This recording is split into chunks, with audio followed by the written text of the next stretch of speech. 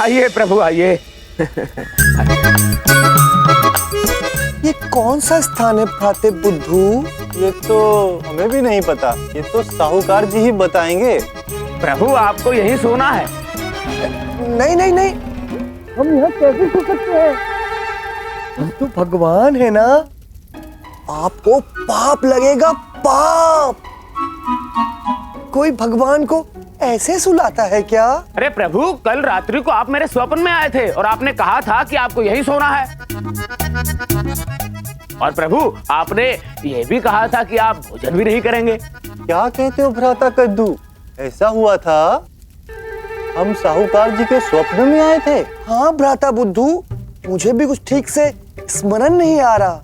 समझ गया प्रभु, मैं समझ गया। ये भी आपकी कोई लीला है। मुझे ऐसा क्यों प्रतीत हो रहा है कि आप कुछ चमत्कार करने वाले हैं।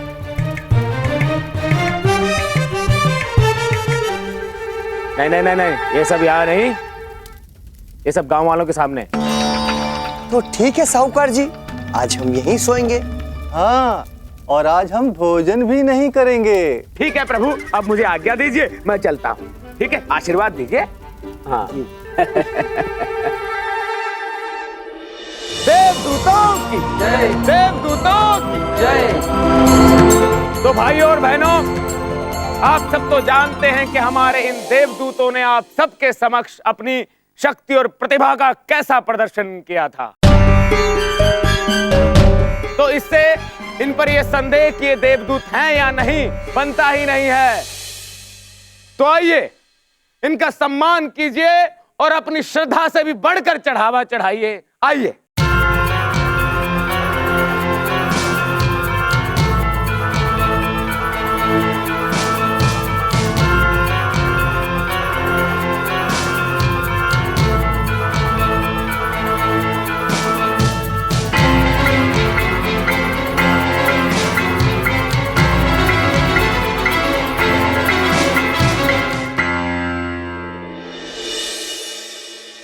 वाह प्रभु वाह, कितने ऊंचे विचार हैं आपके। हम सबकी शंका दूर करने के लिए आप गोवर्धन पर्वत की सबसे ऊंची चोटी से कूद गए। वाह प्रभु वाह, अति उत्तम, हमारा जीवन तो धन्य हो गया प्रभु। आपकी नित नई लीलाओं को समझना हम साधारण मनुष्यों के लिए असंभव है।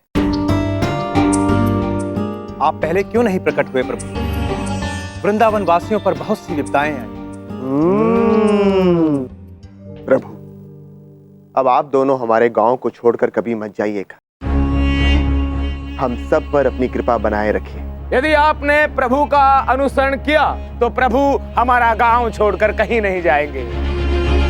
ये सदैव अपने परमार्थ के साथ यहाँ उपस्थित रहेंगे।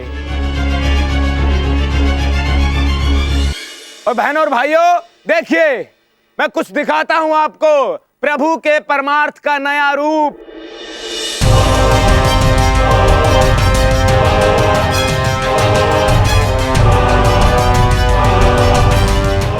ये देखिए बहनों और भाइयों, ये है प्रभु का परम आनंद तेल।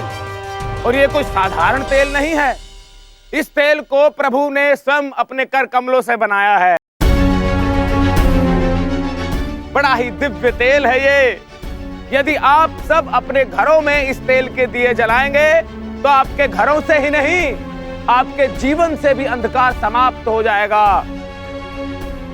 यदि आप सब भी अपना जीवन आनंदमय बनाना चाहते हैं तो मात्र 2 स्वर्ण मुद्राओं में ये तेल क्रय कीजिए और अपने जीवन को आनंदमय बनाइए।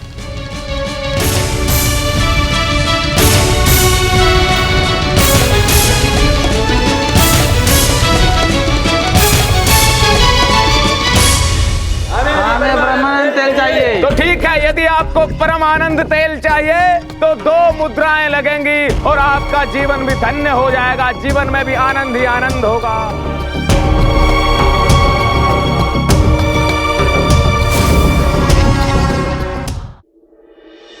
दाऊ, मुझे तुमसे कोई बात नहीं करनी का ना। दाऊ, अपने छोटे भाई से भला कोई ऐसे क्रोधित होता है?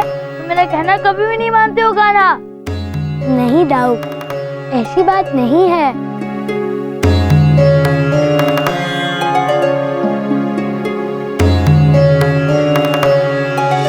दाऊ, भला आप जैसे बुद्धिमान और बलवान भाई की बात ना मानने की मूर्खता मैं कैसे कर सकता हूँ? दीदी, कैसी मूर्खता की तुमने? तुमने उस कद्दूदेव और बुद्धदेव की रक्षा की। कितनी अच्छी योजना बनाई थी मैंने। तुमने उन दोनों की रक्षा कर कर ये सिद्ध कर दिया कि वो दोनों वास्तव में देवदूत है। अब देखो, भानु काका उन महामूर्खों के नाम से सबके धन ऐंठ रहे हैं। सारे गांववासी इन दोनों को देवता मान चुके हैं। अब ना धानु काका का लालच समाप्त होगा और ना लोगों की अंधभक्ति। बहुत बड़ी विपदा आने वाली है वृंदावन में। प्रभु, आपके लिए हमारी कौन सी विपदा बड़ी? इस विपदा से बचने का कोई तो उपाय होगा। इस विपदा से बचने के लिए तुम सबके पास एक ही उपाय है। राम प्रमुख नंद को अपने पद का त्याग करके ये गांव छोड़कर जाना होगा।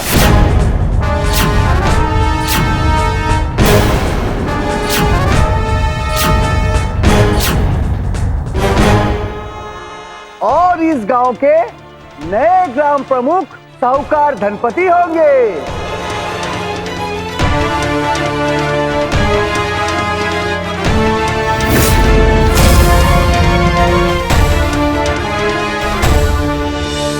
प्रभु, क्या आपके पास कोई अन्य उपाय नहीं? बस एक यही मात्र उपाय है। अगर इसको नहीं माना गया तो अपने नाश का उत्तरदायी स्वयं वृंदावन वासी होंगे। अद्भुत!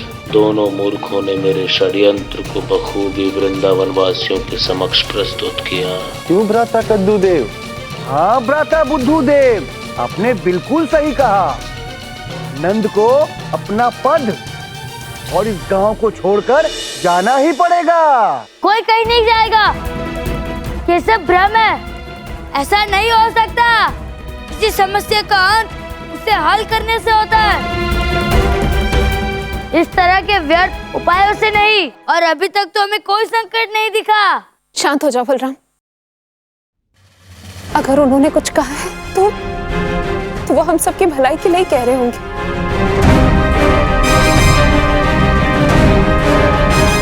यदि हमारे वृंदावन छोड़ने से वृंदावन का भला होता है तो हम वृंदावन छोड़कर अवश्य जाएंगे।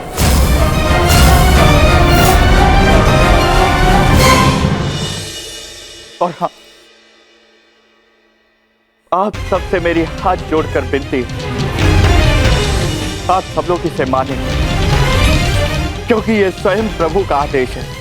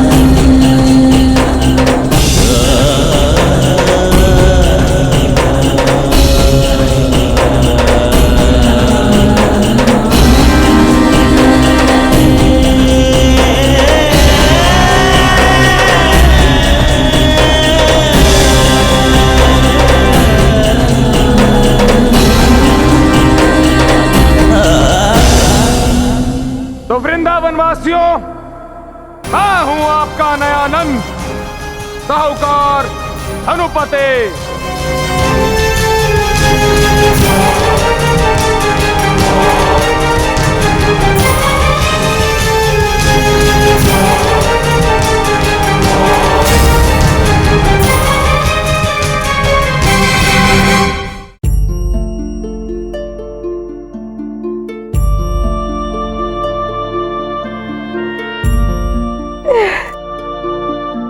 खुश रहो, सदैव खुश रहो।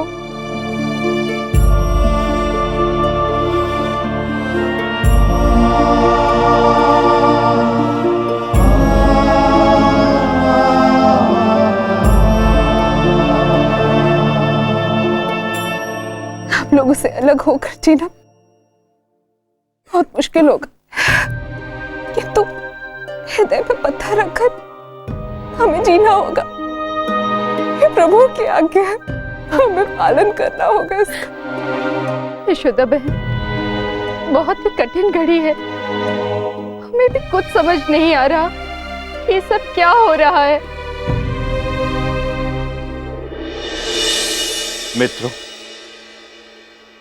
आप सबसे मेरा एक निवेदन है। जिस प्रकार से इतने वर्षों तक आप लोगों ने मेरा साथ दिया है, ठीक उसी प्रकार से जो नए ग्राम प्रमुख, उनको भी सहयोग करिए।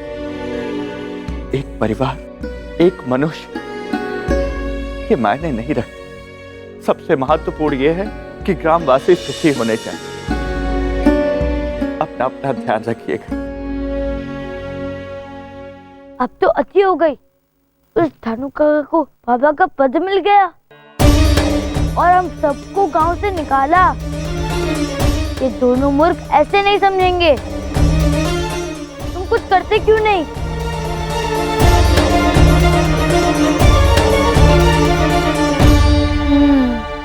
कुछ तो करना पड़ेगा।